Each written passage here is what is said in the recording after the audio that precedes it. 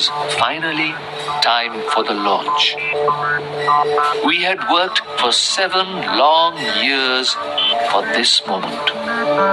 The whole team waited anxiously as SLV-3, India's first satellite launch vehicle, was prepared for the launch. The countdown began. 10, 9, 8, 7, 6, 5, 4, 3, 2, 1. Liftoff! The first stage performed to perfection. We stood spellbound, watching, our hopes soaring in the form of SLV-3. Suddenly, the spell was broken. The second stage went out of control, and the flight was terminated after 317 seconds. The rocket crashed into the sea, and all our hopes drowned with it.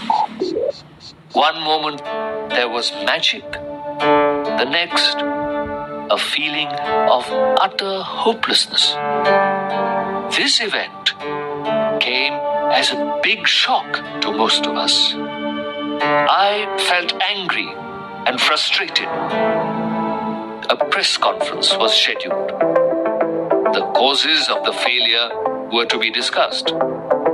I felt responsible for the crash, and a dread filled my heart. I knew that the press would be full of critics, waiting to blame my team and me.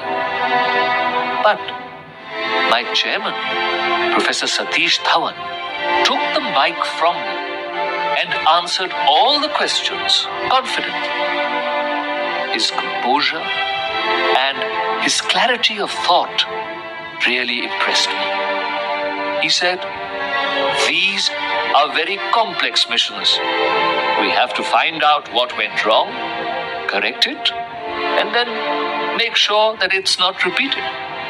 He also added, "I'm confident that in exactly a year's time, we can successfully place a satellite in orbit." His last sentence made my heart soar. I had hardly slept for the past week, and I went straight to my room and fell on my bed. Exactly 1 year later, on 18th July 1980, the whole nation was watching us again. It was time for the launch that was going to change the future of the Indian space program. In the early hours of the day, SLV-3 lifted off. The satellite was successfully put into orbit.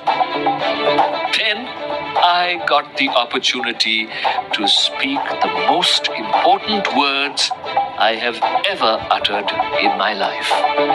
Mission Director calling all stations. All stages performed successfully, and the Rohini satellite is now in orbit. There was a loud cheer everywhere. When I came out of the building, my colleagues lifted me on their shoulders and paraded me around the launching pad. It was my proudest and happiest moment. I was so proud of my team. The whole nation was excited. India had made its entry into the small elite group of nations that possessed satellite launch capability. Every newspaper carried headlines of the event.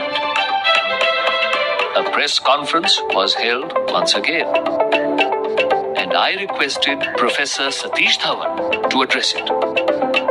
But this time, he turned the mic towards me and let me face the questions. He knew how hard I had worked for the project and thought I should be given the privilege of facing the press. That day, I learned how a leader guides his team, taking the blame when faced with failure and sharing the praise in the event of success. I hoped that someday I could also support my team in the same way.